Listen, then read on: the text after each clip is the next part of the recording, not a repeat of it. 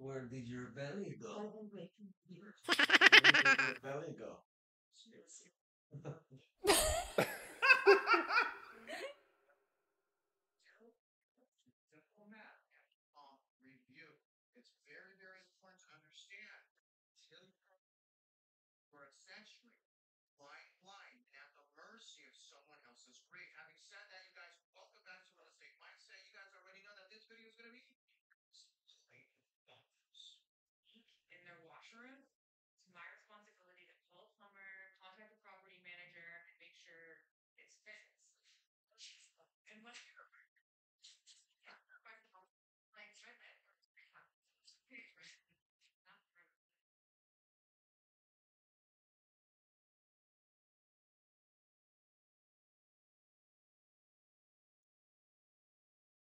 Can you get a purse? Woman, tell nothing. Um, hardship. When you deal with that man, you shall tell nothing, baby. Don't ever tell nothing to me, baby. With that big glory. We can hear you. Who's The, that? the fans can hear you. The funds. Oh, You did that to your wife. you have big problems. Guys, how rude.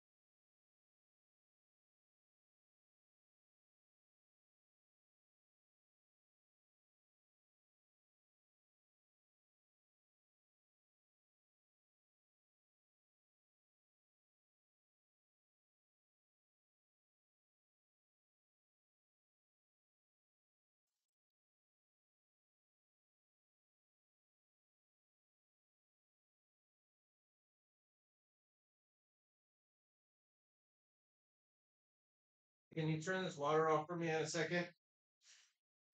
Group, can you turn it off for me in a second? I'll turn this.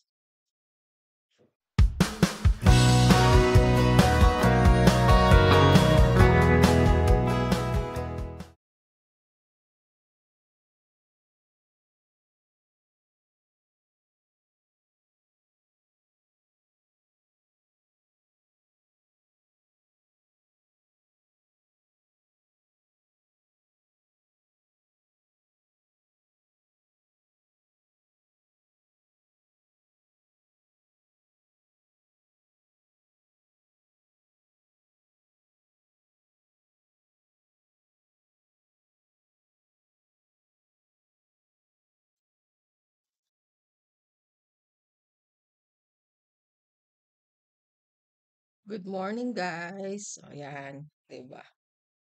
Right? Soon I wake up, I make video.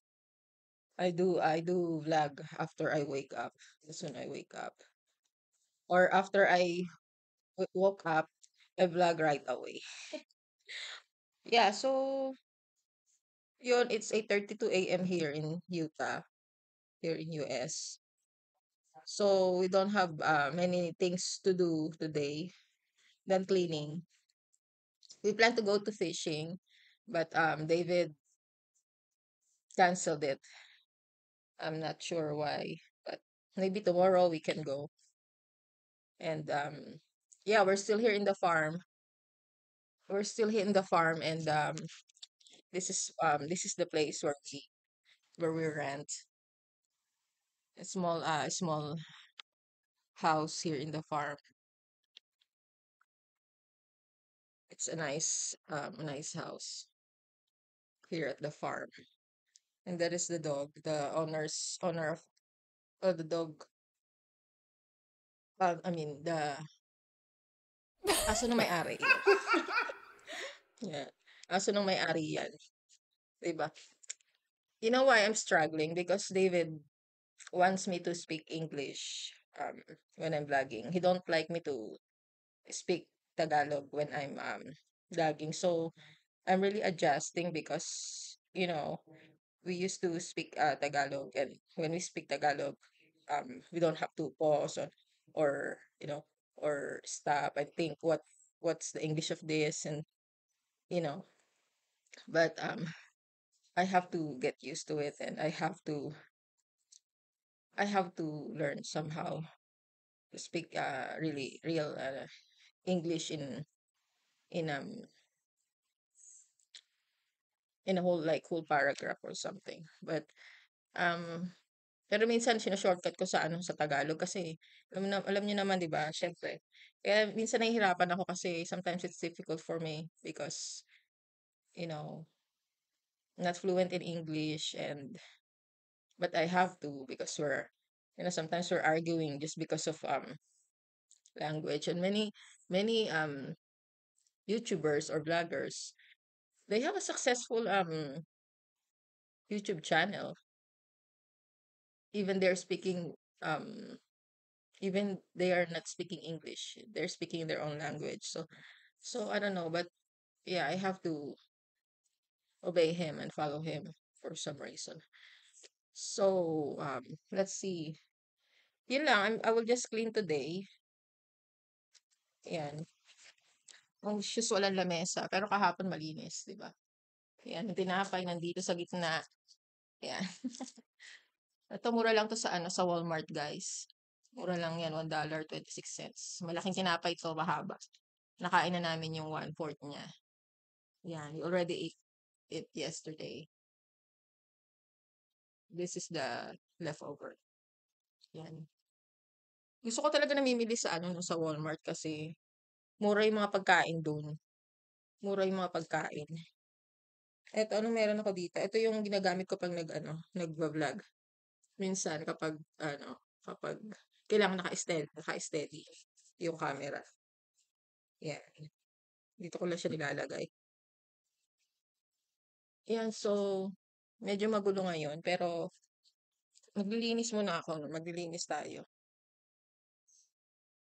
Yan. Minsan nagkakaroon ako ng shock kapag mahawak ako sa mga metal ganyan. I don't know why. But so wala tayong masyadong hugasin ngayon. Yan, wala tayong masyadong hugasin. Pero banda dun medyo makalat, no? Yun yung luggage namin. Kasi travel kami, 'di ba? Traveling kami. Bali ito, inuupahan lang namin 'to. We're just renting this place. Yeah, so that's our luggage because we always travel. Yan. Yan. So yeah, yun lang. Tas yung yung pinto na yan yung connected yan dun sa may-ari. Pero lagi yan nakalock. Tapos yun yung another luggages. Yan. So, yan, dito sa farm, meron silang wood stove. Para kapag malamig, if the weather is cold, they can put woods and heat the place. And then yeah, I always show this in the video. This garden. Actually, they grown a lot, and there are tomatoes now. There are tomatoes now, guys. May mga may mga kamatis na. Tapos meron na ding watermelon pero hindi pa gano'n kalaki. Pero malaki-laki na rin. Yan.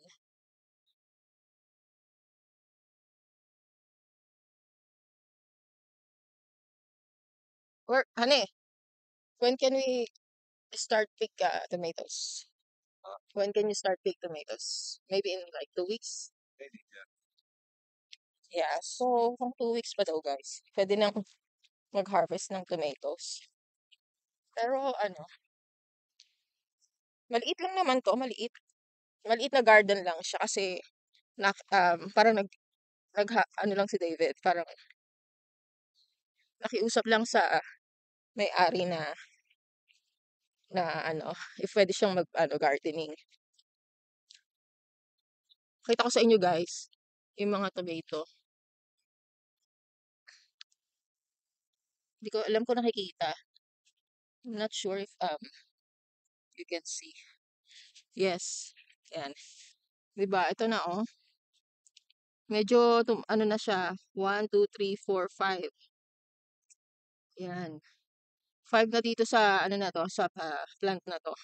5 tomatoes. So, sa other plant, I don't know how many tomatoes on the other plant. Yan. Yung nandoon maliit din. Mayroon doon maliliit pa. Oh, this one, ang dami guys. Look, ang dami nito. So, eto ang dami. This one has a lot, actually. 1, 2, 3, 4, 5, 6, 7, 8, 9, 10, 11. 11 tomatoes here. Oh no, 11. Tapos, meron pa ditong maliliit din. 12, 13, 14, 15. So, this one, 16. Yan, itong isang halaman na to is merong 16 na tomatoes. Ang dami. Yan, so guys, kung ito makikita nyo, apple tree naman to. Ang dami na rin bunga. Yan, 'di ba? Pero ibang klase, no, parang ibang klaseng apple. Yan.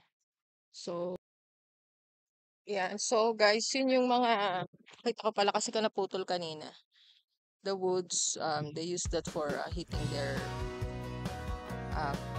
house. They put it in the wood stove. So, this is just our simple life here in Utah, in the farm in Utah. Yan. Diba? And so guys, that's all for now. Sana nag-enjoy kayo sa maikli nating video ngayong umaga.